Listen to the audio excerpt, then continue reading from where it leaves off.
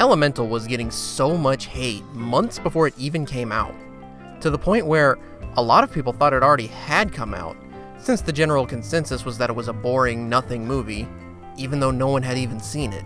Well, now it is out, and I have seen it, so do I think it's a bad movie? No, not really. But it did have some shortcomings. The movie is set in a world where the people are made of the 4 elements. Water, earth, fire, air. Specifically in a city where all 4 kinds of people are living closely together. I think a lot of people took issue with this because it seemed very reminiscent of Zootopia, but with the Avatar elements. And the main story seemed to be a standard Romeo and Juliet romance. So it just seemed like it was kind of pulling from several different sources of inspiration, making it seem to lack originality.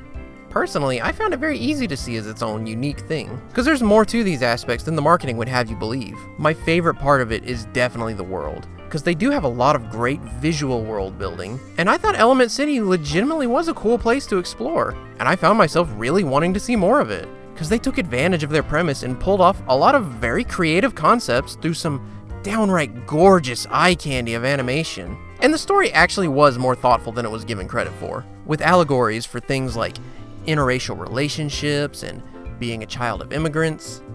I know these kinds of prejudice allegories are everywhere now, but as someone in an interracial relationship, my girlfriend being a daughter of an immigrant, I thought the way it was done here actually felt so natural and pretty true to life. A problem with the storytelling, though, is that it flips between 2 different modes.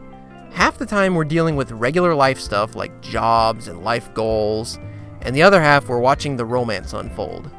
The regular life stuff is kind of interesting, because you can't always tell where it's going, and again, it feels a lot like real life in that way. And it's done with mostly pretty standard cinematography and dialogue.